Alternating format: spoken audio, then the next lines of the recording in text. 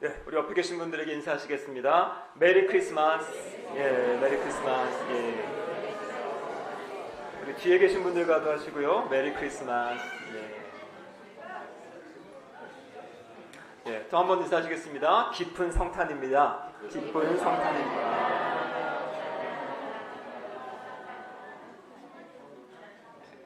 여러분 기쁘십니까? 예, 기쁘시죠? 예, 오늘 말씀을 듣는 시간을 통해 다시 한번 이 기쁨이 더 우리의 마음과 심령 가운데 충만하시기를 바랍니다. 왜냐하면요, 오늘 제가 전하는 말씀의 제목이 예수님이 이 땅에 오신 이유라는 그러한 제목으로 말씀을 전하려고 합니다. 예수님이 이 땅에 오신 이유를 바로 알 때 우리의 마음과 심령에 하나님이 주시는 참된 기쁨이 있을 줄로 믿습니다.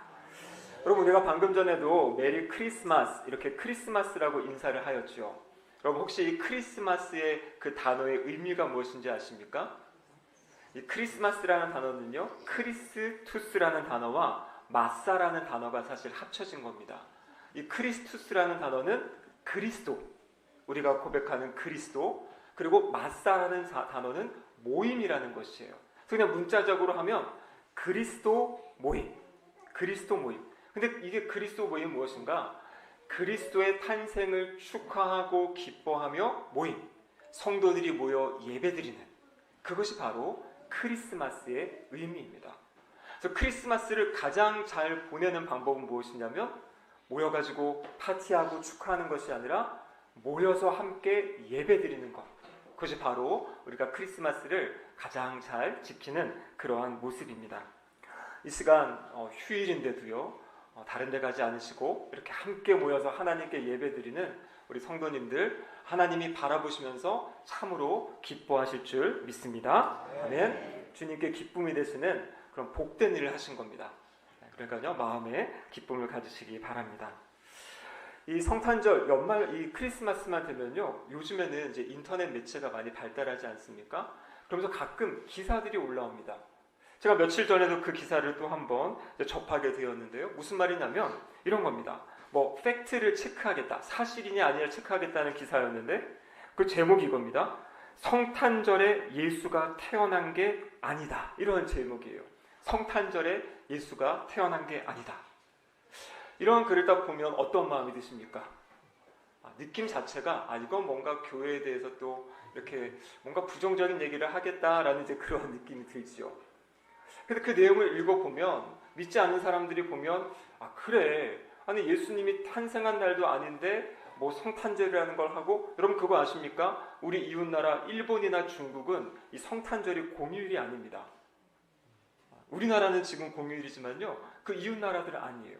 제가 예전에 카자흐스탄에 한 1년 정도 머물면서 선교 훈련을 받은 적이 있는데 그때 깜짝 놀란 겁니다. 성탄절이 다가왔는데 썰렁한 거예요, 모든 도시가. 성탄절 당일에도 사람들은 일하러 가고 캐롤도 들리지 않고 아무런 성탄의 그런 축하의 분위기가 없는 그러한 나라에서도 또 이 생활을 경험해 보았습니다. 그런데 사실 맞는 이야기이기는 해요. 근데 어떤 분들이 이야기를 들으면 이 성탄절에 예수님 태어나신 날이 아닌데 우리가 이렇게 모여 예배드리는 거 잘못된 거 아닌가 오해하실 수 있습니다. 하지만 여기에는 그 깊은 뜻과 의미가 있습니다. 예전에 로마 시대에 로마 황제 아우렐리안이라는 황제가 있었습니다. 이 황제가 그 당시에 12월 25일이 동짓날이었어요. 근데 그 동짓날을 기준으로 해서 어떠한 날을 정했냐면 태양신을 섬기는, 태양신을 경배하는 축제의 날을 만들었어요. 그래서 그 날을 만들고 그날에 이제 사람들이 막 다 불러 모으고 가면을 쓰고 술을 마시면서 아주 그냥 난폭한 그런 축제를 벌였다는 것이에요. 그것이 바로 274년, 오늘 2024년이죠. 274년에 있었던 일입니다. 근데 그 황제가 그 날을 만든 이후에 12월 25일만 되면 그 축제를 매년 하는 겁니다. 여러분, 태양신을 섬긴다. 태양신을 섬기는 가장 큰 이유가 무엇이냐면 바로 태양. 이것은 농사의 풍요와 관련이 있는 것이에요. 태양신을 잘 섬겨서 우리에게 그 좋은 빛을 내려주고 우리의 농작물을 풍성하게 해달라, 이러한 기대와 소망을 가지고 그 당시 사람들이 우리로 이야기하면 우상숭배를 하는 거죠. 성경에 나와 있는 바알과 아세라를 섬기는 것 역시 이 풍요의 신을 섬기는 거거든요. 그런데 이 문화가 점점 난폭해지기도 하고 문란해지기도 하고 이게 나라의 선한 것이 아니라 좀 악한 영향력을 끼치고 있었습니다. 근데 우리가 잘 알고 있는 콘스탄틴 황제가 313년에 기독교를 공인을 합니다. 그때까지만 해도 이단 취급되고 종교로 여겨지지 않았는데 이 313년에 기독교를 공인을 하게 돼요. 그리고 콘스탄틴이 어떠한 이유인지 정확히는 알 수가 없어요. 어떤 분들은 정치적인 이유 때문이라고도 하고 어떤 분들은 신앙적인 이유 때문이라고도 하는데 무슨 말이냐면 그 당시에 이 기독교를 이 로마의 세속적인 그런 문화 분위기로부터 이제 이 기독교 신앙을 바꿔 나가야겠다, 세워 나가야겠다 이러한 뜻을 가지고 일들을 시작합니다. 근데 여러분 이 일을 하면요 어떤 것은 기존의 문화들을 없애고 새롭게 할 수 있는 것들이 있어요. 근데 어떤 것들은 기존의 문화가 너무나 강하면 이것을 없앨 수가 없는 겁니다. 사람들의 마음과 신념 가운데 그게 꽉 자리 잡고 있어가지고 쉽게 바꾸지를 못해요. 그래서 이때 콘스탄틴이 선택한 것이 무엇이냐면 상당수의 그 당시의 관습들을 잘 흡수해가지고 이것을 기독교화하는 그런 방법을 선택한 것입니다. 아까 말씀드린 대로 12월 25일이 태양신을 섬기는 날이에요. 근데 오늘 우리 본문 요한복음 1장 9절에 보시면 뭐라고 기록되어 있냐면요. 참 빛, 곧 세상에 와서 각 사람에게 비추는 빛이 있었나니 이렇게 이야기하죠. 요한복음 8장 12절에도 보면 예수님께서 친히 말씀하십니다. 나는 세상의 빛이다.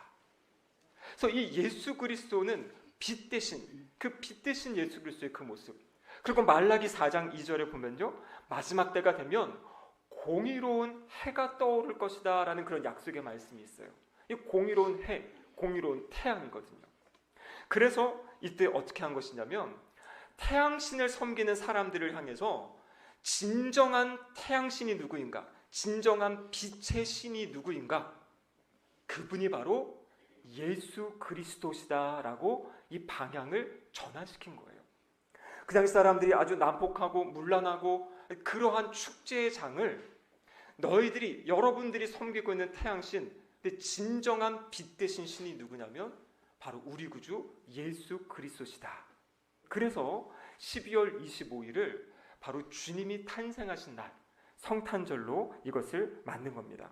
그래서 로마의 문서에 336년에 가장 먼저 이 날을 이제 그리스도가 탄생하신 날이다라고 이렇게 기록했던 역사의 그런 기록들이 있습니다. 사실 예수님이 언제 태어나셨는지는 정확하게 알 수가 없어요. 날짜는 알 수 없습니다. 하지만 우리가 이 성탄절을 지키는 가장 큰 이유는 무엇이냐면 분명한 사실은 예수님은 태어나셨다는 거죠. 이 땅에 오셨다는 겁니다. 여러분 어떤 사람들은요 예수님을 신화와 같은 존재로 생각하는 사람들이 지금도 있어요. 얼마 전에 몇 달 전인데요 저희 아이가 학교에서 이제 사회 시간에 그런 얘기를 했대요. 예수님이 예수라는 분이 어디 사람이냐 어디서 태어나신 분이냐라고 했는데 어디서 태어나셨습니까 우리 예수님? 유대 베들레헴, 지금으로 하면 이스라엘이잖아요. 이스라엘. 그런데 여러분 저희 아이가 저에게 이야기하시는데요 친구들이요 중국에서 태어났다고 이야기하고 인도에서 태어났다고 하고 맞죠? 그런 얘기를 하더라고요. 그래서 제 둘째가 그랬나요? 그런 얘기를 하면서 지금 이 시대에는요 아이들이 예수님이 어느 나라 사람인지도 모르고요 실제 이분이 오셨는지 아닌지조차도 희미한 그러한 시대를 살아가고 있어요. 우리에겐 너무나 아무렇지도 않고 당연한 건데 이 시대는 그거를 모른다라는 것이에요. 그런데 예수님의 탄생이 그러면 왜 300년이나 지나가지고 예수님의 탄생일을 성탄절을 만들게 되었는가? 이 당시에 이단들이 이제 막 생겨난 겁니다. 이단들이 뭘 주장하냐면 예수님이 육신으로 이 땅에 온 것이 아니다 이런 이야기를 주장하는 거예요. 근데 여러분 예수님이 이 땅에 육신으로 온 것이 아니면 우리의 구원과 관련된 심각한 문제들이 생깁니다. 그래서 교회가 예수님은 참 하나님이시고 참 사람이십니다. 이러한 고백, 이 고백을 이제 하기 위해서 성탄절을 제정하고 그때부터 지금까지 끊임없이 우리가 이 성탄절을 기억하고 함께 예배를 드리는 겁니다. 그래서 실제 12월 25일이냐 아니냐 이게 중요한 것이 아니라 이 의미가 중요한 것이에요. 예수님은 실제 육신의 몸을 입고 이 땅에 태어나셨고 또 우리를 위해서 예수님이 행하신 그 일들이 있다라는 사실을 우리는 기억할 수 있어야 됩니다. 우리나라는 참 복받은 나라입니다.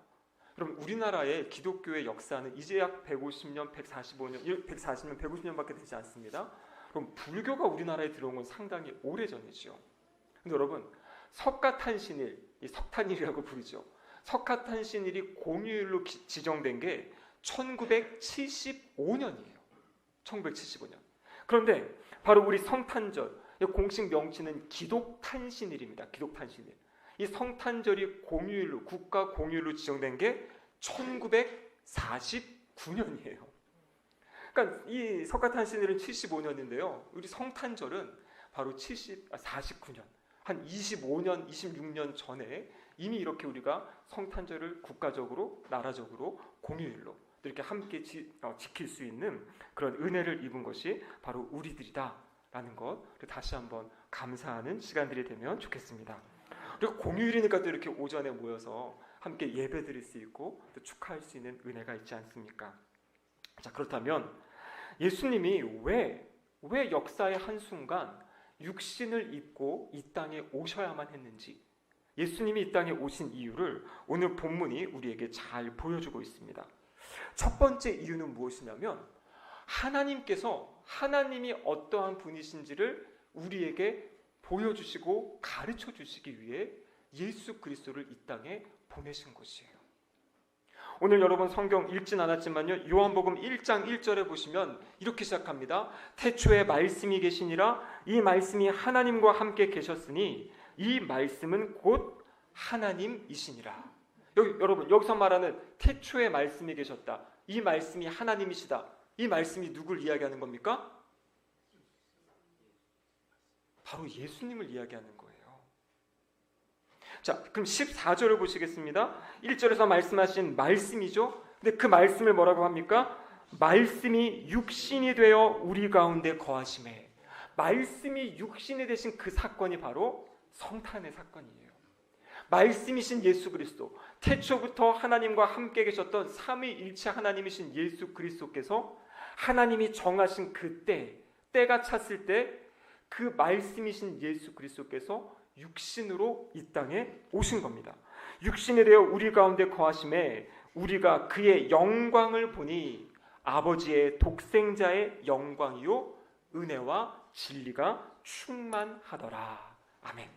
여러분, 하나님은 영이십니다. 하나님은 영이시기 때문에 우리의 눈으로 볼 수가 없어요. 우리가 하나님을 알 수 있는 방법은 무엇이냐면 하나님이 하나님 자신을 나타내 보여주셔야지만, 드러내 보여주셔야지만, 이것을 이제 신학적인 용어로는 계시라고 합니다.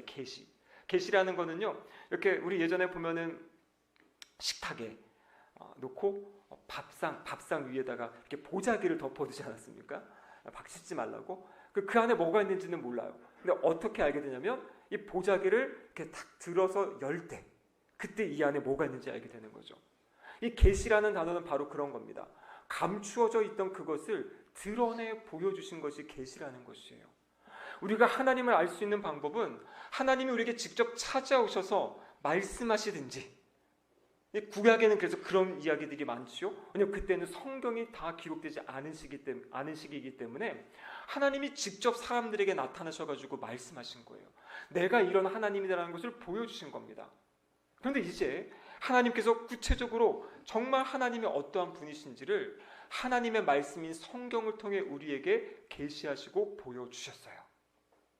그것이 바로 구약과 신약 성경의 내용이죠. 그런데 하나님께서는요, 바로 예수 그리스도를, 말씀이신 예수 그리스도를 육신을 입고 이 땅에 오시게 하심으로 사람들이 그 예수 그리스도의 모습을 보고, 예수 그리스도의 삶의 모습을 보고, 예수 그리스도의 말씀을 듣고 하나님이 어떠한 분이신지를 알게 하신 거예요.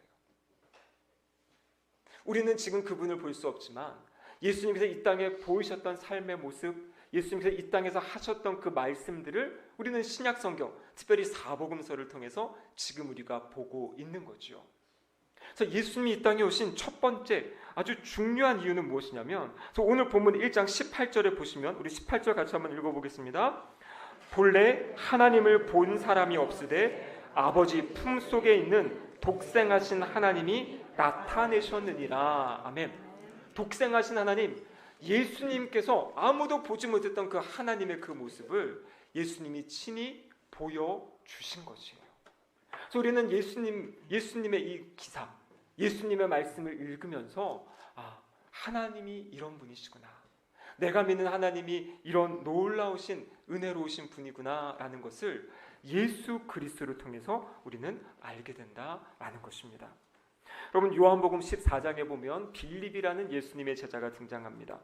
이 빌립을 보면요, 참 의심도 있고요, 증거가 있어야 믿을 수 있는 사람.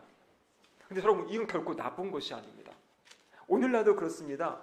제가 이렇게 성도님들이랑 성경 공부를 하고 이렇게 또 상담을 하고 하다 보면 어떤 분들은요, 그냥 말씀이 들려지면 들려지는 대로 그냥 믿어지는 거예요. 믿어지는 거. 그거에 대해서 뭐 따지지도 않고 고민할 것도 없대요. 그냥 이 말씀이니까 저는 믿어집니다. 그러면서 아멘 아멘 하고 살아가시는 분들이 있어요. 근데 어떤 분들은요, 이 말씀을 들으면 그게 진짜인가? 나는 이게 좀 더 이해가 안 되는데, 이게 좀 이해가 돼야 나는 좀 믿을 수 있겠는데, 그러한 생각을 끊임없이 하는 분들이 계세요. 제가 그런 사람입니다. 그래서 저는 고등학교 때 참 고민이 많았어요. 구원에 대해서 저는 너무나 궁금하고, 근데 교회에서는 그렇게까지 저희가 가르쳐주질 않으셔가지고, 그래서 저는 제 고등학교 시절은 참, 내가 정말 구원받은 사람이 맞나? 어떻게 정말 구원받은 걸 확증할 수 있는가? 저는 이런 고민을 가지고 고등학교 시절을 보냈습니다. 그래서 저도 말씀을 보면, 어떠한 말씀이 있으면 정말 이 말씀의 의미를 찾기 위해 저는 참 많이 묵상하고 고민하고 연구합니다. 왜냐하면 제 성향이 그렇기 때문에. 그래서 제 안에 그 말씀이 이해가 돼야, 완벽하진 않겠지만 하나님 주신 지혜, 또 하나님이 주신 그 마음, 저에게 신학을 공부하게 하시고 그 모든 것들 가운데 제가 이해가 되고 깨달아지면 그럼 저는 설교를 할 수 있는데요, 그러지 않으면 설교를 할 수가 없어요. 왜냐하면 제가 이해하지 못하고 깨닫지 못하고 제 마음에 확신이 없는데 어떻게 설교하겠습니까? 근데 그런 분들이 분명히 계세요. 근데 이런 거는 좀 나쁜 거죠. 이거를 불신하기 위해서, 아닌 것 같은데 아니라는 거를 막 찾기 위해서 이렇게 연구하는 거는 그건 좀 좋지 않습니다. 근데 이제 그러다가도 하나님을 만나는 경우들이 있는데요, 내가 정말 하나님의 말씀을 바로 알고 싶고 내가 바로 알고 바로 믿고 싶은 그 동기에서 하나님의 말씀에 대해서 질문하고 이것이 무엇인지 고민하고 생각하는 것, 이것은 아주 좋은 것입니다. 또 그렇게 해야지만 믿어지는 또 그러한 분들이 계세요.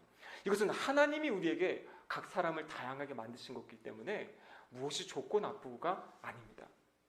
그런데 이 빌립이라는 사람은 어떤 사람이냐면, 이 요한복음 14장의 상황은요, 이제 최후의 만찬의 자리예요. 이미 3년 이상 예수님 곁에서 예수님을 따라다니고 예수님의 기적을 다 보고 예수님의 말씀을 들었던 그 빌립이 그 마지막, 이제 내일이면 예수님 십자가 지시는 그 순간, 예수님은 다 알고 계시죠. 마지막 제자들의 발을 씻겨주시고 최후의 만찬을 하는 그 자리에서 하는 질문이 무엇이냐면, 요청이 무엇이냐면, 주여 아버지를 우리에게 보여주옵소서, 그리하면 족하겠나이다. 그 순간 빌립이 예수님을 향해서, 주님, 예수님 3년 동안 다 따라다녔습니다. 이제 우리에게 좀 하나님 좀 보여주세요, 이렇게 얘기하는 겁니다. 그때 예수님의 대답이 무엇입니까? 빌립아, 내가 이렇게 오래 너희와 함께 있었으되 내가 나를 알지 못하느냐. 예수님의 대답이에요. 나를 본 자는 아버지를 보았거늘 어찌하여 아버지를 보이라 하느냐. 그러니까 예수님은 바로 말씀하신 것처럼 예수님이 하나님 아버지를 보이기 위해 이 땅에 오셨고 제자들에게 하나님의 아버지의 모습을 지금 3년 동안 보여주셨는데 아직 빌립은 그것을 깨닫지 못한 거예요. 예수님이 그 마지막 최후의 만찬 자리에 하고 싶은 얘기 좀 해봐라 했더니 그때 예수님, 하나님 좀 보여주세요. 하나님 아버지 좀 보여주세요. 저는 이 말씀을 묵상할 때마다 분명히 이 순간 예수님이 빌립을 책망하셨던 그런 뉘앙스 같습니다. 빌립아, 너 아직도 모르냐?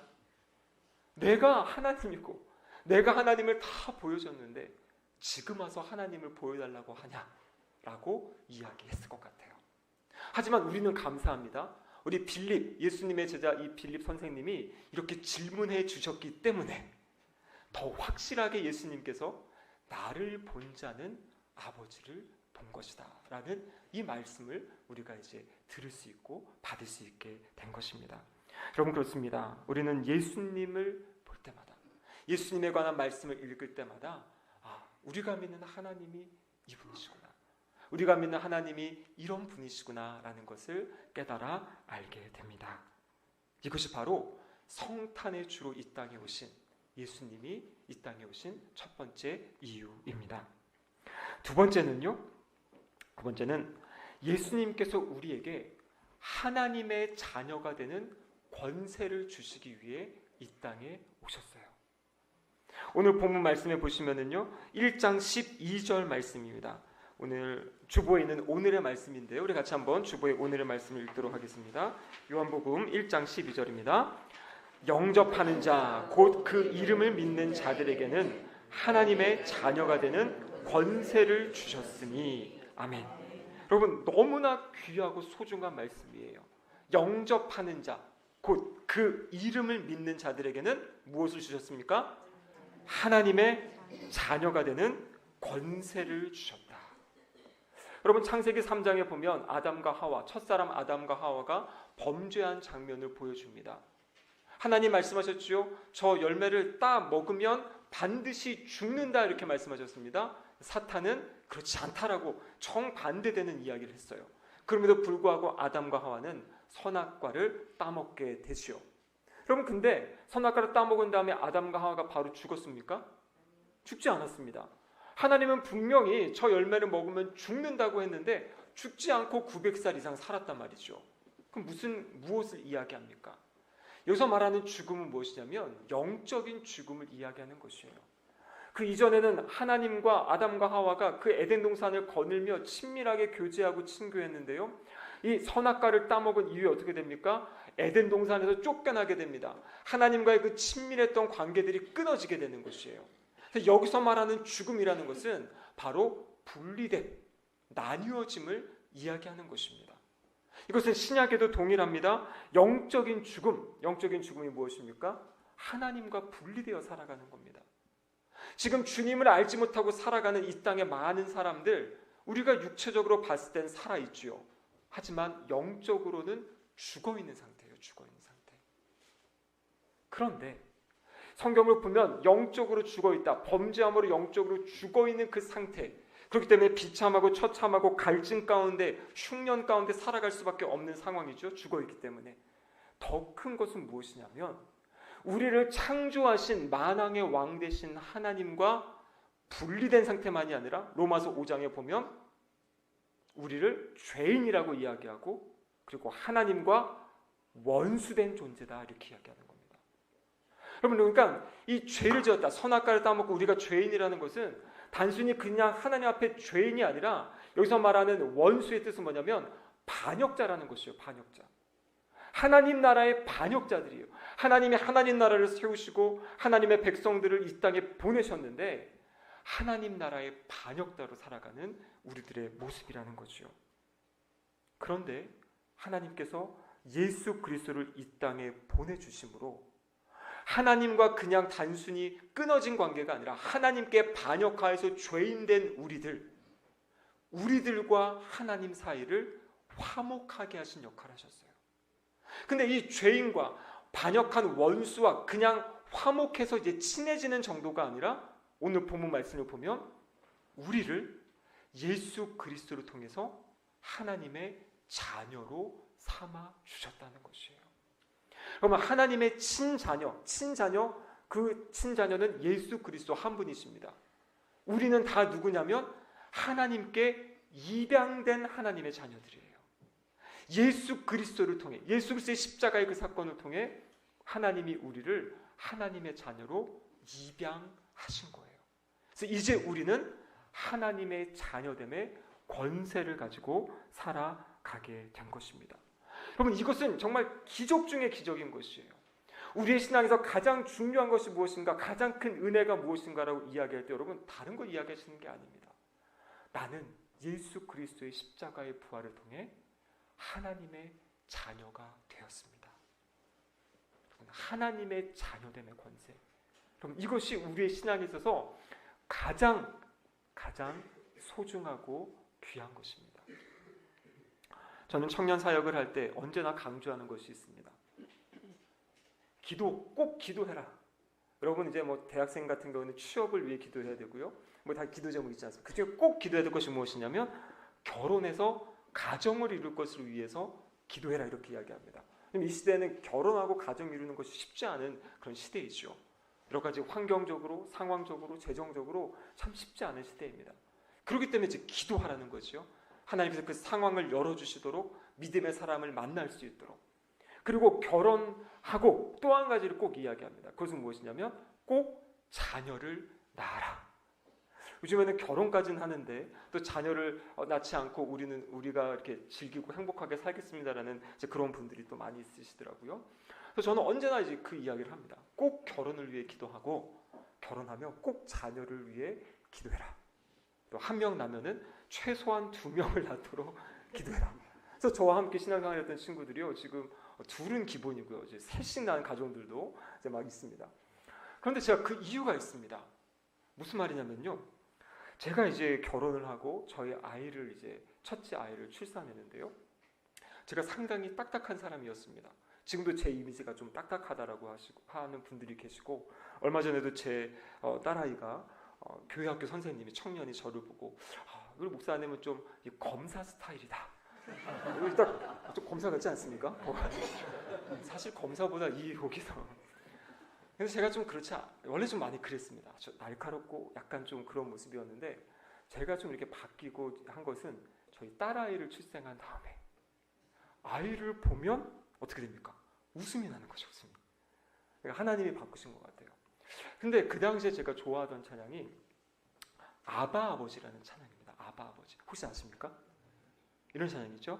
아바 아버지, 아바 아버지, 나를 안으시고 바라보시는 아바 아버지, 아바 아버지, 아바 아버지, 나를 도우시고 힘주시는 아버지. 이 찬양이거든요. 근데 이 찬양에 보면 나를 안으시고 바라보신다. 그래서 제가 어느 날 저희 갓난아이 되는 저희 딸을요, 이렇게 안고 이 아이의 얼굴을 다 바라보고 있었어요. 지금 보면 그때 사진이 그렇게 아주 예쁘진 않았는데 그때는 진짜 너무 예뻐가지고요.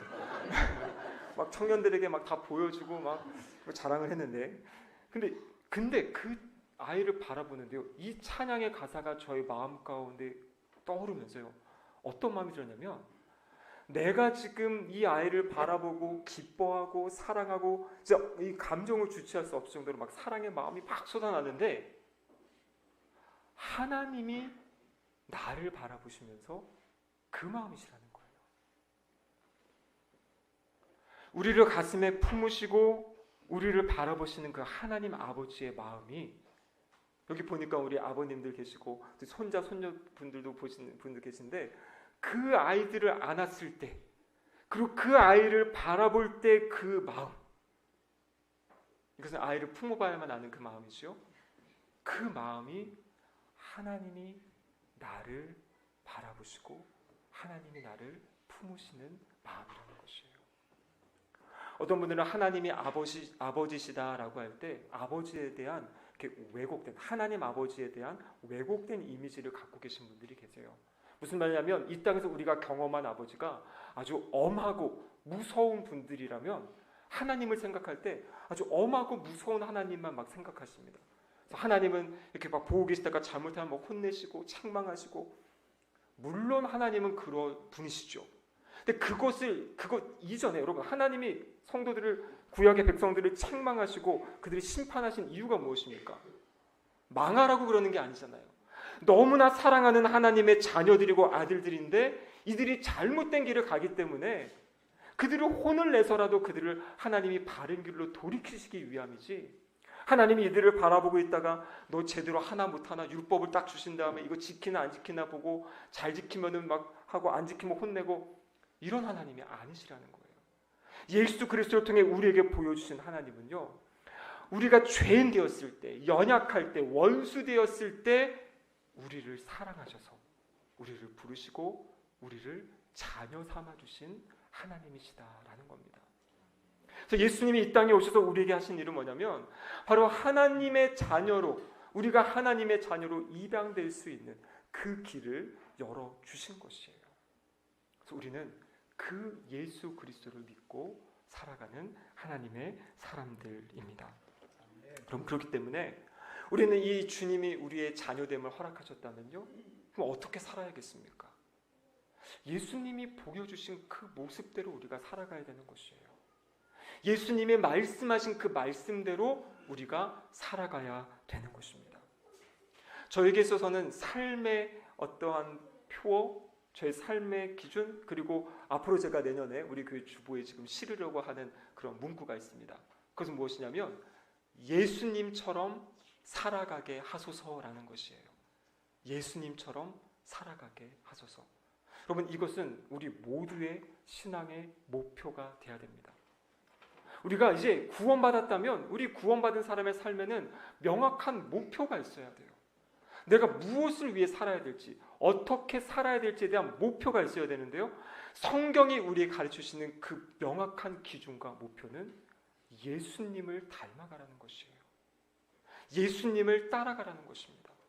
오늘날 이 시대 우리 기독교가 어려움을 겪는 이유는 무엇이냐면 이 목표가 사라져 버렸어요. 성도들의 마음과 심령 가운데 예수님을 닮아가고 예수님을 따라가려는 생각이 없고, 그냥 종교적인 것, 주일 되면 나와 예배드리고 헌금 생활하고 그냥 기도하고, 방향성이 불분명하기 때문에, 그렇기 때문에 방황하는 거죠. 성경은 우리에게 분명히 말씀하십니다. 우리의 삶의 목표는, 이제 구원받은 하나님의 자녀의 삶의 목표는 예수 그리스도를 닮아가는 것이에요. 따라가는 것입니다. 조만간 그것을 가지고 이제 말씀을 나누고, 이제 앞으로 우리 교회 전체적인 큰 그러한 비전, 목표, 그것은 다른 것이 아니라 예수님처럼 살아가게 하소서, 이제 이것을 나누려고 합니다. 마지막으로 말씀을 마무리하도록 하겠습니다. 여러분, 연말이지요. 우리 한 해를 돌아봐야 됩니다. 가장 중요한 것은 무엇이냐면 하나님이 얼마나 나를 사랑하셔서 나를 구원하셨는지, 내가 구원받을 만한 존재이기 때문이 아니라 정말 구원받을 수 없는 존재임에도 불구하고 나를 사랑하셔서 예수 그리스도를 보내셔서 하나님과 우리를 화해하게 하셨습니다. 그럼 이 연말에 우리가 해야 될 것은 무엇이냐면, 혹시 우리의 마음 가운데 다른 사람과의 관계가 깨어지고 소원해진 관계가 있다면 여러분, 그 마음, 그 관계를 회복하셔야 돼요. 인간의 힘으로, 나의 마음으로는 그 사람을 용서할 수 없어. 이 사람이 나를 얼마나 힘들게 했는데, 나를 얼마나 아프게 했는데 인간의 힘으로는 할 수 없어요. 그런데 예수 그리스도께서 우리 안에 계시기 때문에 우리는 이 한 해의 마지막을 지내며 우리의 용서하지 못한 마음이 있으면 그 마음을, 용서의 마음을 달라고 기도하시고, 또 우리의 의지적으로 용서를 하셔야 됩니다. 용서가 힘든데요, 하시지 않으면 계속 묶여 살아가시게 돼요. 용서하게 되면요, 하나님께서 우리의 마음을 풀어주십니다. 육신의 질병도 풀어주시고요, 영적인 눌림도 풀어주시고요. 용서하지 못하는 마음을 가지고 하나님 앞에 나아가면 하나님의 은혜를 담을 수가 없어요. 우리 마음 가운데 있는 불편한 마음들, 불편한 감정들, 그것들을 다 십자가 앞으로 가져가서 주님, 제가 용서하겠습니다, 용서할 수 있는 마음 저에게 주세요라고 고백할 때 하나님이 우리의 마음을 바꿔주세요. 그리고 껄끄러운 관계들이 회복되어질 때 그때 살아나는 겁니다. 영이 살아나고 우리의 삶이 살아나고 우리의 생활이 새롭게 되는 줄 믿습니다. 그 믿음 가지고 승리하시는 이 연말의 시간들, 또 이 말씀 때문에 기쁨을 가지고 살아가시는 성탄절 되시기를 주님의 이름으로 축복합니다. 아멘. 시간 우리 찬송가 123장을 함께 찬양하시겠습니다.